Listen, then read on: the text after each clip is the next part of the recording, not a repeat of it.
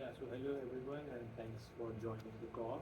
And basically, the title of our presentation is Beam Selection in ISAC using Contextual Bandit with Multi-modal Transformer and Transfer Learning. And this is a collaborative research between University of Ottawa and Ericsson Canada.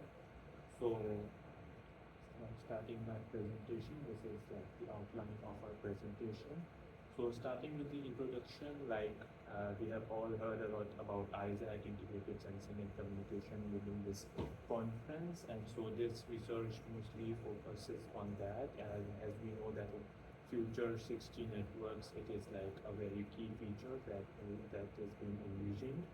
So basically, the aim is to unify the separate functionalities of sensing and communication into a single framework by using a unified hardware, and so this aims to optimize the spectral and hardware resources. And on the other hand, millimeter wave communication requires precise beam selection to achieve high data rates, and usually this requires high training overhead. And on the other hand, like millimeter wave terrestrial nature means that beam management depends on the antenna, user equipment, and environment. And so the geometry of the environment, it can help us in the beam management task, and this would in turn reduce training overhead. These are some of the related works. I won't go into much details about them, but like just in summary, there are some works that have already tested or worked on the sensing assisted communication task or sensing assisted beamforming to be more precise, using LiDAR, radar, or other modalities. But due to the lack of available data sets with regard to ISAC sensing data, its effectiveness for beam prediction was not evaluated yet. And so apart from that, like the 6 and 7, there are some other works that have designed simulations to co-design sensing and communication on the same frequency band and hardware, and these are more related to the resource allocation, so that how the resources can be managed between the two frameworks in order to optimize both of them. So as compared to them, our work examines how ISAC sensing capability can help with beam selection and improve the predictability. And just as an introduction, we have heard a lot about transformer models and stuff in this conference as well, so I won't go into detail again, but like the equivalent is the self-attention mechanism. And we use an extension of the transformer model, which is a multi-modal transformer encoder, and basically it utilizes cross-modal attention mechanisms, which allows to learn the relationship between different modalities and learn inter-modal relationships. So our contributions as a summary would be that we use sensing data, ISAC sensing data to enhance beam selection.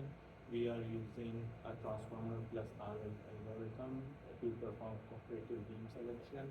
And finally, we also have some results regarding transfer learning to adapt RL model from single to multi-user environments. So this is our system model. It is an indoor environment which consists of a single access point and multiple users. And in this case, the access point is equipped with N antennas, and furthermore there is a beam photo of a length M. And basically the idea is that the access point needs to decide the beamforming vector for each of the different users, such that the sum rate of all of the users can be maximized. And this is a cooperative problem, because if each of the user or AP decides to serve one user the best, it is possible that it would result in a high interference to other users, which could downgrade the overall performance of the second user and of the overall system in turn. So it is a more of a cooperative problem, and these are some mathematical formulations. And this is byte here represents the signal received at the user K, in a downlink scenario. And for each user K, we can use the channel capacity equation to write or formulate the rate. And the problem formulation is simply to select the beamforming vector for each of the users such that it maximizes the sum rate of all the users. And this, as I mentioned, this is a cooperative challenge. Like selection of a beamforming vector for one user may negatively impact the performance of other users. So in like moving on like to our methodology part, now what we used in this work are contextual bandits as an RL problem, and like each user can be considered as a separate agent. And the reason for using contextual bandits is that like it's an extension of a multi-arm bandit algorithm, and like an example for that would be like if like you are going online and you are being shown some ads or stuff, then if they don't have any data about your preferences or stuff, and then they will try to show you the ad that would has the highest probability of you clicking on that ad. So that would be multi-arm bandit, but like if contextual bandits, we also add context or information as an input.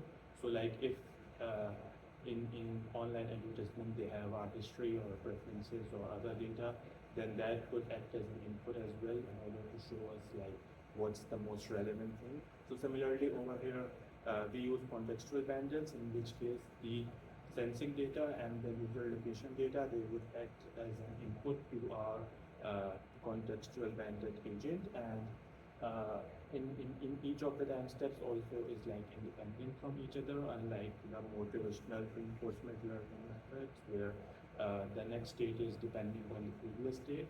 So these are the reasons we use contextual bandits, and in the context is like the ISAC sensing data and the UE location data, and the action for each user is a beamforming vector that is selected. And for the reward design, like one possible reward that we could have selected would have been sum of spectral efficiency of all users. Like that's the most intuitive design, but the problem, like we tried that first, and the problem that was happening was that the agent would get biased towards the action that produces high reward in high spectral efficiency region, and we always try to select that reward. So this led to some optimality.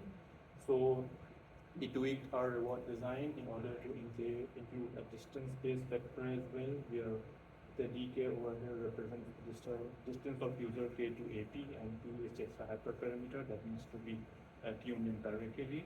And when I will show you the results to become more clear.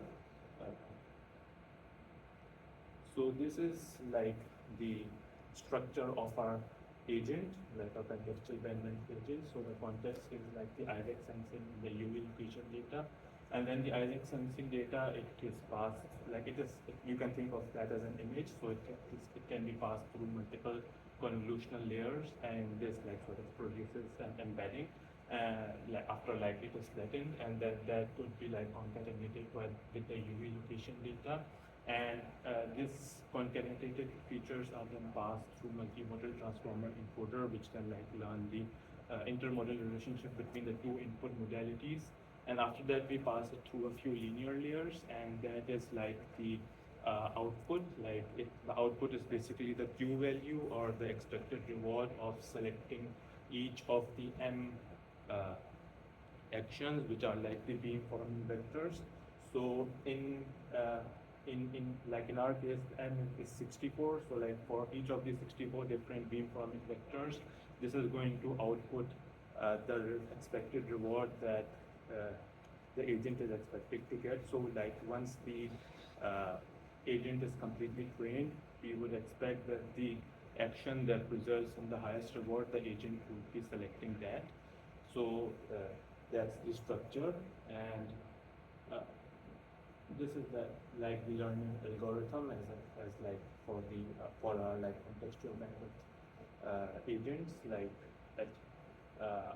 You can take a look. I won't go into the details, but in summary, for each time step, all of the agents they take an action, and they basically take that action based on the context. They get a reward, which is like showed previously, and then that is stored, and that data is then used to train the agents. And yeah, that's the summary of what we learned in the. For the simulation setup, we use the DeepSense 60 dataset, and the scenarios 42 and 44, which are from an indoor environment. Scenario 44 had a single user, scenario 42 had two users in the room, and for like some pre-processing of the data, like we pre-process ISAC data to get like the image that I showed previously on the UV location. To get the UV location data, like it was not explicitly provided, we use some computer vision techniques in order to get that. And these are like the simulation parameters. Like as I mentioned before, there are 64 actions, so there are 64 mean code group. And for each of the user, the AP needs to select which of the beam to select for like each of the users. And one of the like moving on to the results, before showing the results, one of the important metric that is like used very frequently in multi-arm bandwidth and contextual bandwidth problems is like the regret. Regret basically shows how much the algorithm has missed out on by not always choosing the optimal action. So if we see like the regret function, then it's the difference between like 80 star is the optimal action at each time step, and 80 is the action that is selected by the agent. And so the difference is like if the agent selects the best action 80 star, then obviously this will turn it to 0. So like as close the value to 0, the better the performance. And we use like since we were measuring the sum rate, we modified it a bit to also measure like the average SE or the average spectral efficiency regret, which is how far our agent is on average at each time step from the optimal spectral efficiency. So this is one of the metric that we use apart from spectral efficiency. So moving on to the results, we first show the results of the single UE or the scenario 44 results. And over here, like if you see, we compare it with an exhaustive search and random search. For exhaustive search, obviously the regret is 0 because it is selecting the best action at every time, but like it's computationally not feasible to use that. Like if you see the regret, like when we train for just one epoch, we notice that over here DRL basically refers to deep reinforcement learning. So it is I think I forgot to mention it is like the deep reinforcement learning in which we do not use the stage 2 or the multi-modal transformer, and we directly pass the concatenated features into the stage 3. So over there we are not using the stage 2 or the multi-modal transformer encoder. So for one epoch, if you notice that the performance of DRL is better than our proposed approach, the regret is 0.34 as compared to around 1 for DRL. But when we train it for longer, like for 100 epochs, we notice that the DRL, there is like around a 50% improvement in the regret performance of DRL as compared to DRL. And this actually makes sense because as we know that both the RL, because it and both the RL and transformer, both of them require sufficient data in order to learn the relationships between the state and the action and the rewards. So as we train it for longer, the actual DRL, it performs better than the deep reinforcement learning or DRL approach. And this basically shows like we vary the number of epochs trained to see how much the regret varies. So like for lesser number of epochs, actually not using a transformer encoder would be better, but like if we train it for longer, like for 100 or 125 epochs, the TRL or the transformer reinforcement learning performs better. And then we move on. Okay, before that this shows like the reward and the spectral efficiency for each individual time step. And over here, as one thing I mentioned was that in the reward we had to use a distance-based spectra. So it is because of that, like over here, if you see like the reward, it keeps changing for each time step. So like if we use this as our reward, then the agent would become a, like biased towards the action at these time steps, and it would always like use those time steps for prediction. So that's why we like sort of like flattened out the reward using the distance vector so that it can learn effectively. So this is for, these are the results for single UE or scenario 44.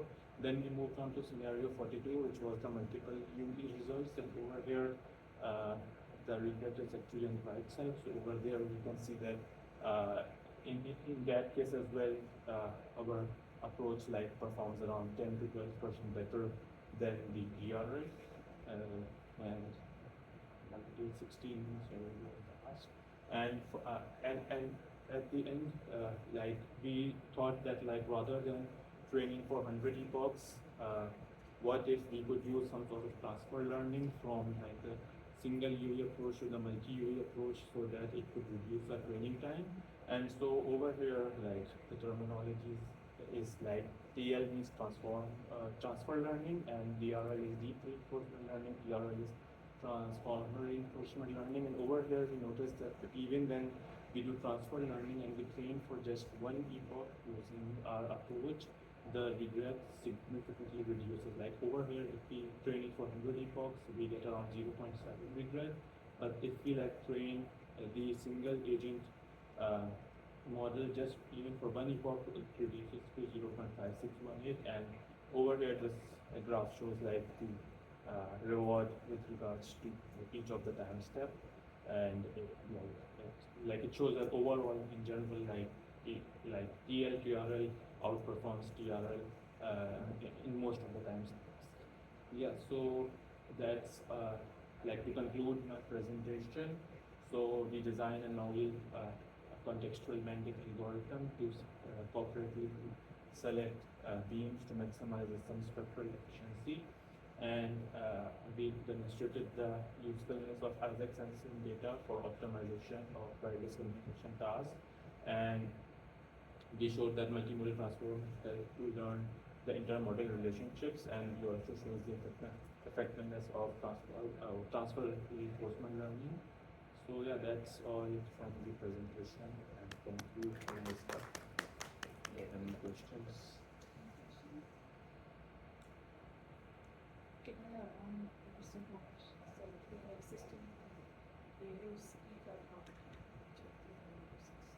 Yeah, we use degree power. So what part do you choose?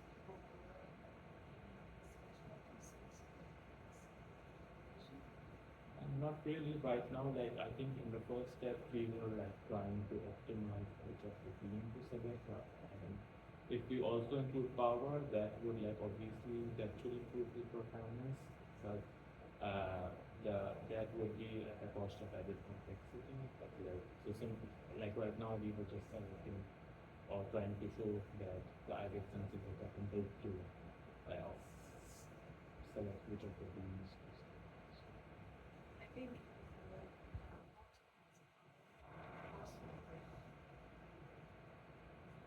yeah, actually improve the results. thank you. So let's see that for this section.